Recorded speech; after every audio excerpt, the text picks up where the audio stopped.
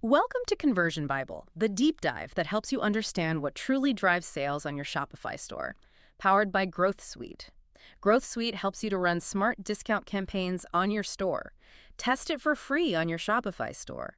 Just land on the Shopify App Store now and test it for free.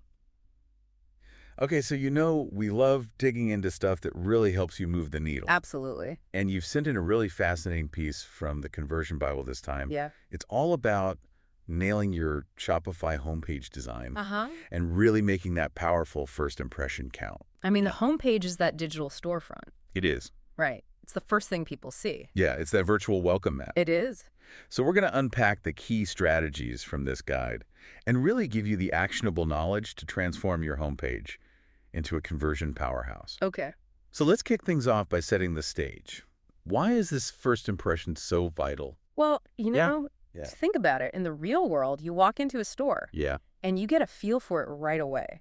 Exactly. And online, it's the same thing. It is. Your homepage is that first interaction. It's where you make that connection. absolutely. And you know what's amazing is that visitors, they form an opinion in just 0.05 seconds. Oh, wow. It's lightning fast. That's so quick. Right. It's amazing what the brain can do. It is, and that means you've got to capture their attention instantly. Yeah, and before they've even read anything, Yeah, they're already forming an opinion. exactly. It's all about the visuals. It is, and in fact, a whopping 94% of those first impressions are design related. Oh, wow. So it's not even about your amazing product descriptions yet. It's about how that homepage looks and feels. That's fascinating. Right. Yeah. So what are those subconscious questions that visitors are asking themselves? Well, they're landing on your site, and they're scanning it really quickly, Mm-hmm. making snap judgments. Yeah. So they want to know, is this site visually appealing? Yeah. Does it look well organized? Mm-hmm. Can I find what I need here? Yeah. Is this business professional? Yeah. Can I trust them with my money? Right. Those are big questions, They are. and all happening in a fraction of a second. That's right. Now, this guide talks about the 10-20 second rule, Oh, yeah. which basically says you've got that very limited window to really convince your visitor that they're in the right place. You've got to hook them. You do. Yeah. And if you don't, they're hitting that back button. And you've lost them. You've lost them. That's it. Gone. Poof. Gone. Okay, so we've got this tiny window to make a big impact. Right. What can we do? Well, first, we need to understand how people actually look at a web page. Okay. So, they don't read every single word right away. No, They scan. they do. Their eyes dart around looking for key information. Mm-hmm. So you've got patterns like the F pattern, where they start at the top, Okay. scan across, then down the left side a bit, Yeah, and then maybe across the middle. I see. This is common for text-heavy pages. Then you've got the Z pattern, which is more for visual pages. Right. The eye moves across the top, Mm. diagonally down to the opposite corner, and then across the bottom. It's like a big Z. Exactly. Okay, so understanding these patterns is key for you because you can then place the most important elements where people are naturally going to look. That makes sense. Right. Yeah. So they're scanning, they're making these snap judgments. What are those trust signals that can really make a difference? Well, a clean professional design is huge. Okay. It shows you care. Yeah, High-quality images are essential. absolutely. No blurry photos. Yeah, those blurry photos, they just scream amateur, They do. right? And it makes people question your credibility. Exactly. Then you've got security badges, Yeah. those little icons that reassure people Yeah. that their data is safe. Mm-hmm. And payment icons, familiar logos like Visa, MasterCard, PayPal. Yeah, the ones we all recognize. Right. So it's like those little cues that build that trust that make people feel comfortable. Yeah, like you're a legit business. You are. Yeah. And what's interesting? The guide also points out that cultural and demographic factors can actually influence how people perceive a design. Oh, that's interesting. So, for example, older shoppers Mhm. might prefer larger text, Yeah, that makes a sense. simpler layout, while younger demographics might be more drawn to interactive elements, something Yeah. more visually dynamic. Right. So it's about knowing your ideal customer Absolutely. and tailoring your design to their specific preferences. Makes sense. Okay, so we've talked about those crucial first few seconds. Now let's dive into the must-have elements of a high-converting homepage. Okay. And the guide really highlights the importance of what's called above-the-fold content. The prime real estate. This is everything a visitor sees Yeah. before they have to scroll down. Yeah. So you've got to make that space count. You do. Right. Yeah. So what are the key components of a killer above-the-fold section? Okay, so first, you've got your hero section. That's that big prominent area at the top. Usually features a compelling image or video, a strong headline, and a clear call to action. So that's your 1-2 punch. It is. Right. Yeah. When someone lands on your site That's right. and that hero image or video, it needs to be top-notch. High quality. Yeah, absolutely. It needs to tell people exactly what you sell Yeah. immediately. No blurry images. Absolutely not. Yeah. That's a big no-no. Okay, and then the headline. Think of this as your elevator pitch, distilled down to a few impactful words. Yeah. Ideally around 6 to 10. So the guide gives a great example, which is handcrafted leather bags that last a lifetime Oh, yeah. versus quality leather products. What a difference. Right. So, The first one, it's so much more evocative. it is. It speaks to a benefit. It does. It creates a sense of value. Yeah, That second one, it's just kind of flat. it is. It's just describing the product. Yeah. It doesn't give you a reason to care. Okay, so headline's super important. And then, of course, Yeah. you've got to have a primary call to action in that hero section. That's your button. It It's is. telling people what to do next. It is. So this could be something like shop now, Yeah. view our collection, It started today. something action-oriented Right. that invites them to click. Absolutely. Okay, so beyond the hero section, what else needs to be above the fold? Okay, so you've got your main navigation menu. Yep. Your website's roadmap.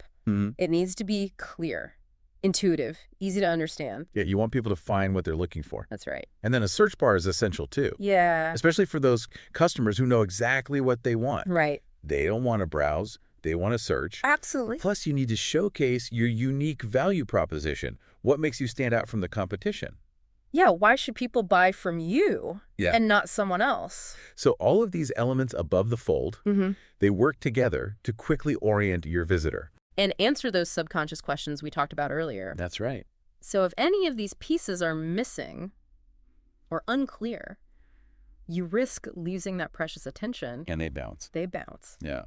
Okay, so let's move on to the content. That appears below the fold. Okay. What are some essentials to include? Well, as visitors scroll down, Yeah. you want to keep them engaged. Yeah. So featuring best-selling products is a good idea. Yeah. Or curated collections, maybe a staff picks section. New arrivals. Absolutely. Something to catch their eye. Right. And then social proof is incredibly important. Yeah, it builds trust. It does. So think customer reviews, testimonials, media mentions, those trust badges. Yeah. People want to see that others trust you. They do. It gives them confidence. Absolutely. The guide also suggests including your brand story below the fold, briefly explain who you are, what makes you unique, Yeah. what are your values. Tell your story. Yeah, people connect with stories. They do. It helps you build an emotional connection. Okay. And of course, we need to maintain consistent visual design throughout the whole page. Absolutely. So your color palette, your typography, your imagery, it all needs to work together to reinforce your brand. Yeah. Okay. And navigation, super important below the fold as well. It is. Right. Yeah. It needs to be simple, Yeah. intuitive, and have clear categories. The guide even suggests that you might want to minimize the levels of drop-down menus Yeah. because too many choices Right. can lead to decision paralysis. People Yeah. get overwhelmed. Too many options. Exactly. Yeah. Okay, so we've talked about the key elements. Now, how do we structure it all for maximum impact? Yeah. The guide talks about thinking of your homepage Yeah. as telling a story.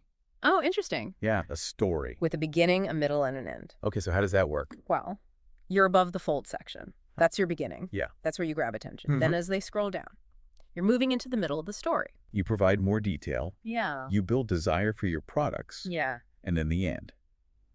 That's where you prompt them to take action, Buy. to buy, Yeah. to learn more. Okay, and the guide lays out this information hierarchy for us. It does.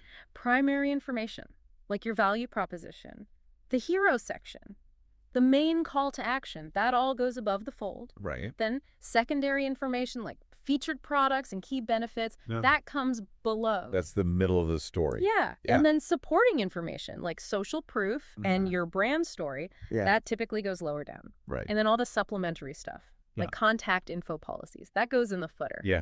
That's the fine print. Yeah. Right. So it's all about prioritizing Absolutely. what's most important for your visitors to see first. That's right. Now, it's also important to align your layout with those scanning patterns we talked about. Yeah, the F and Z. The F and Z. Right. Make sure your key selling points and your calls to action are right where people are naturally looking. Right, where they're going to see them. Exactly. Yeah. And then breaking your homepage into distinct sections with clear visual cues. This is important, so you can use background color changes, thin lines, white space, just to create those visual breaks. Right. And speaking of white space, I think this is something a lot of people might overlook. Yeah, it's so important. It is. And often neglected, but white space isn't wasted space. It's not. It's breathing room for the eye. Yeah. It makes everything more readable, and it helps important elements stand out. It does. Like your calls to action. Yeah. Plus, it creates that premium feel. It does. It makes you look more professional. It does. Right. Yeah. So finding that balance between information and white space, that's key for a successful homepage design. That's the sweet spot. It is. Okay, so let's revisit that above the fold section. The prime real estate. The prime real estate. We've got to make sure it answers 3 fundamental questions. Okay, what are they? Immediately, what do you sell? Why should I buy from you? And what do you want me to do next? That's it right there. Right. Yeah. So your hero section, it really needs to deliver on those points. It does. Compelling visuals, a USP headline that focuses on benefits, a subheadline that provides context, and a prominent call to action. So clear. So clear. Yeah. And the guide even suggests that you might want to include things like free shipping thresholds or key customer policies above the fold. Oh, yeah. To really reduce any potential barriers to purchase. That makes sense. Yeah, right. Yeah. Address those concerns head on. Absolutely. Now, it's important to remember that what constitutes above the fold can vary depending on the device, especially with mobile. You have even less space to work with. Right. So prioritizing those key elements is crucial. It's essential. And of course, A/B testing is your friend. Experiment with different hero images, headline variations, call to action button designs. See what performs best for your audience. Now, even if you have an amazing above the fold section, you need to make sure that the entire user experience is seamless. Absolutely. That's where UX comes in. It's so important. It is. And often overlooked. Yeah. But if your site's frustrating to use, people are going to leave. They are, no matter how pretty it is. That's right. So intuitive navigation is key. It is. A visible menu, logical organization, clear category labels. Yeah. Aim for around 5 to 7 main categories to avoid overwhelming visitors. Right. Now, if you have a huge product catalog, Yeah. you might want to consider a mega menu. Oh, yeah. Which is that kind of expanded menu that gives you more options without cluttering the main navigation. Right. And then, of course, a prominent search bar, ideally in the top right corner. That's where people expect it. It is. Yeah. And you can even use an auto-suggest feature to anticipate what people are searching for. Oh, that's nice. Yeah, it makes things so much easier. It does. Now, beyond just having the elements, you need to think about visual cues. So things like directional arrows that guide the eye, or photos where the subject is looking at your call to action. Interesting. Right. Yeah. And then color contrast to make your CTAs pop. Mm-hmm. Size hierarchy, white space. All of these things contribute to a more intuitive and user-friendly experience. Right. Now, we can't forget about page load speed. Oh, yeah. So crucial. Crucial. Did you know that a 1-second delay in page load time can result in a 7% drop in conversions? Oh, wow. It's huge. That's a big deal. It is. Yeah. So optimizing your images, being mindful of custom fonts, leveraging browser caching, all of these things help make sure your homepage loads lightning fast. Right. And then there are micro interactions. Oh, yeah. Those little animations that give users feedback. Like when you hover over a button or add something to your cart, they add a little bit of delight. They do. But you've got to use them sparingly. You don't want to overdo it. Yeah, too much can be distracting. Exactly. Yeah, And design consistency is key. absolutely. Your buttons, your links, your headings, they should all have a consistent style. It makes your site feel more professional. It does. Yeah. And reduces cognitive load for your visitors. It's easier on the brain. It is. Yeah. And then we have accessibility. So important. So important. Yeah. This is about making sure that your website is usable by everyone, including people with disabilities. Right. So things like good color contrast, alt text for images, keyboard navigation, all of these things are crucial. Absolutely. Okay, we can't talk about UX without dedicating serious time to mobile optimization. Right. Because over 70% of Shopify traffic now comes from mobile. Wow. It's a huge number. It is. So, mobile-first design is essential. Yeah, you've got to design for mobile first You do. and then adapt for desktop, Yeah, not the other way around. exactly.